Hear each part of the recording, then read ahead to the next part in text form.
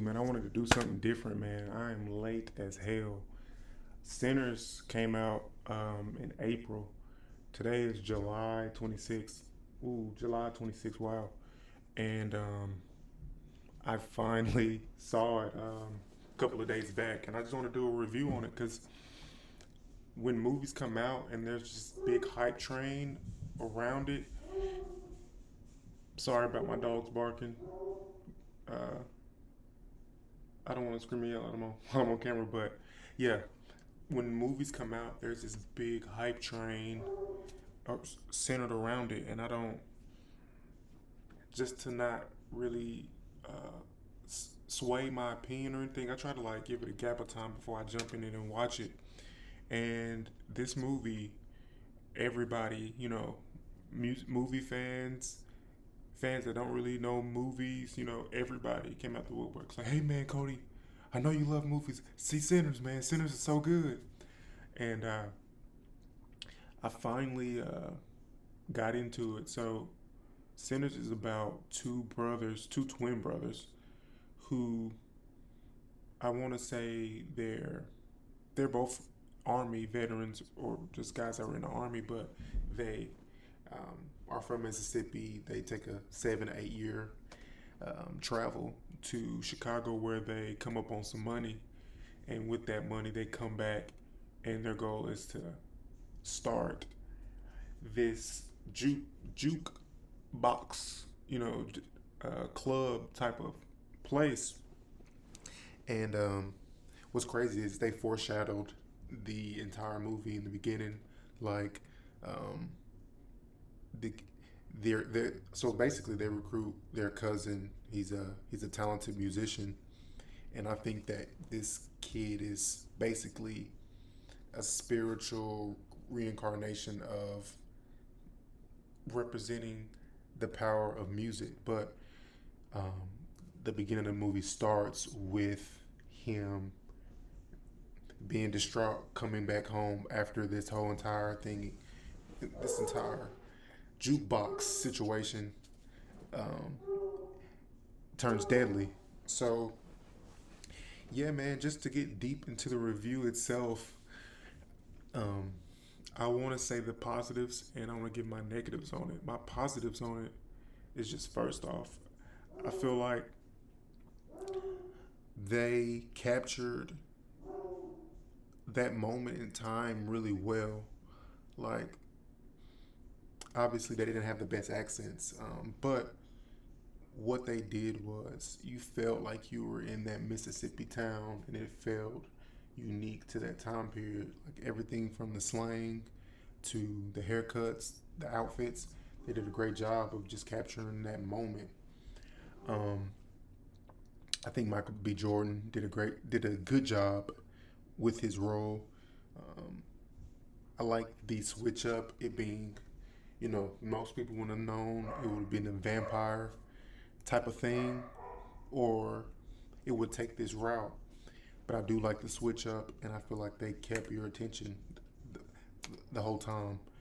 The first couple 15 to 20 minutes, it was kind of, I was like, where are we going with this? And I was slightly let down, but it picked up and it got rolling and it got really entertaining and it kept you locked in. Um, the whole concept of outsiders, are outsiders to be allowed.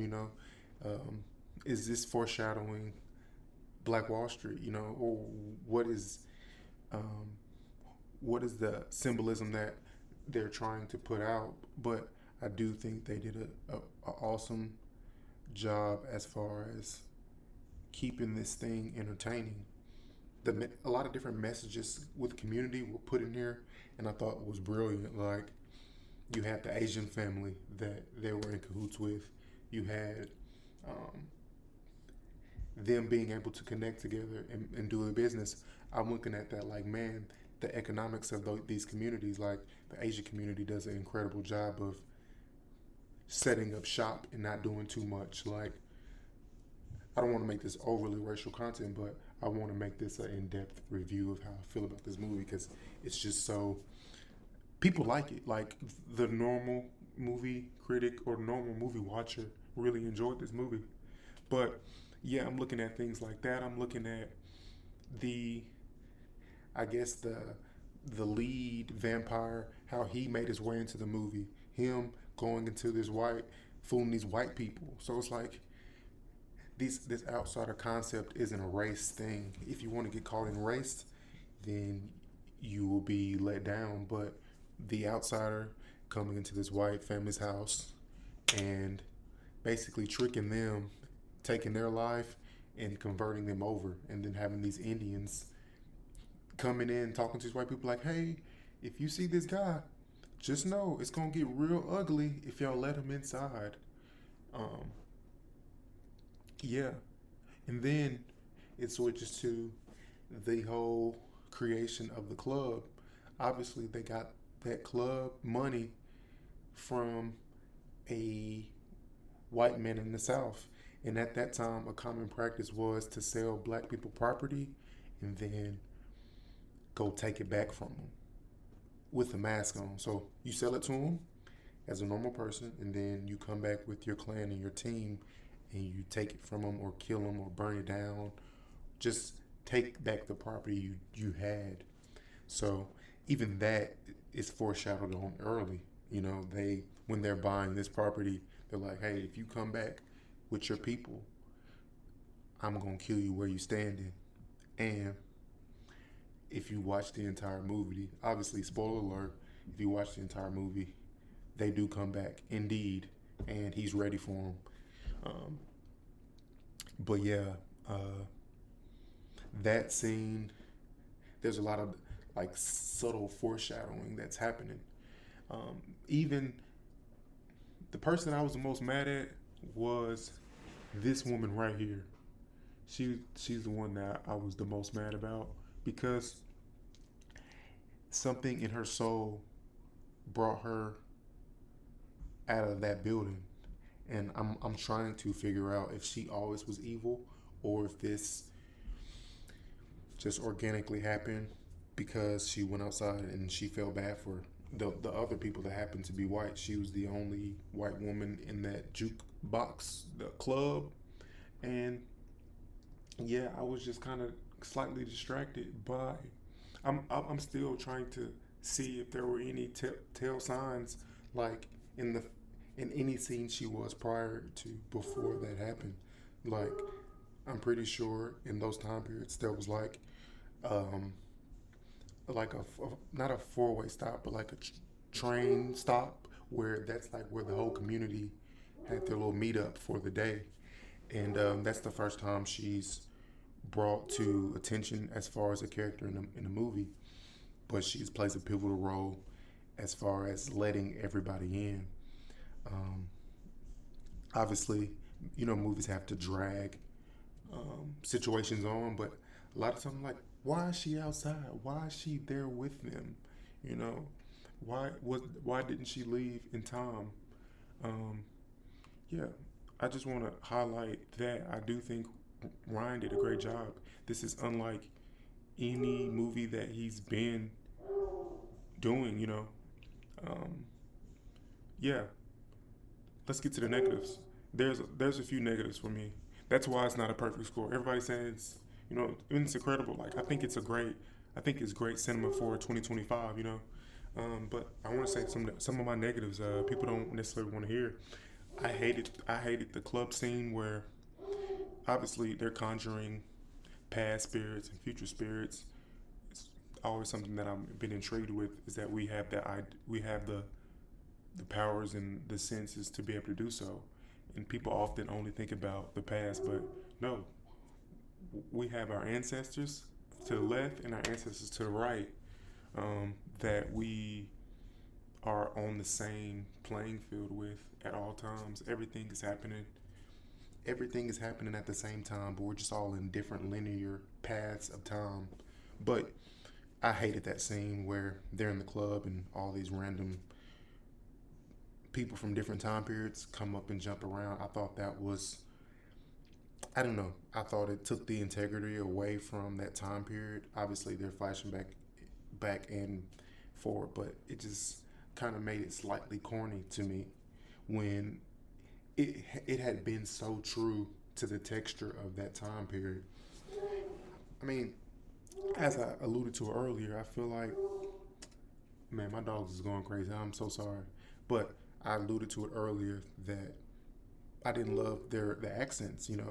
Obviously that's just I mean picking at any little thing, but yeah, just to give it an in-depth review, like yeah, the accents weren't awesome, but the character selection, like I'm gonna pull the cast up. I feel like they did a great job of casting. This Miles character did a good job. You have Michael B. Jordan playing two people, playing Smoke, and Stack playing two different people. Even the way that they put one of them in a blue hat and one of them in a red hat, you, it's like, oh, the one in the red hat slick seemed like the nice one, and then the one with the blue hat was like more stoic, more reserved, but definitely had still had presence. So off the jump, I'm thinking, oh yeah, the red is the bad, the blue is the good. Like one devil, one angel on your right side. Already, they put that in there. They made sure that their hat colors meant something. So when I saw that, I'm instantly like, okay, I gotta watch out for him. But they made it so um, they made their personalities like one scene. That's what you would think. You know what I mean? You would think the good one is like the more outgoing one, and the bad one would be the most stoic, most. You know what I mean? Like that type of character. And yeah, as you see going forward, the stoic one is definitely the good one. He's the brother's keeper, and he has better discernment on making judgment, making calls. Like he didn't want to accept that fake money. He wanted real money. He didn't want that slave money. And you know what I mean? And it's like it forces you to think out of race and think in character terms. It's like, oh, those aren't all bad white people. You know what I mean? Those aren't all bad black people. But you just have to dig deep into that character to know that he was the. It's like you need both of those things. Um, you need the person that's charismatic, that can get everybody there, that can recruit the team, that has the discernment to entertain. Um, but you also need that guy that's going to lay down the rules and the foundation and make sure that the books and the numbers are right. And the greed is what got them killed. It was got all of them killed. You know what I mean?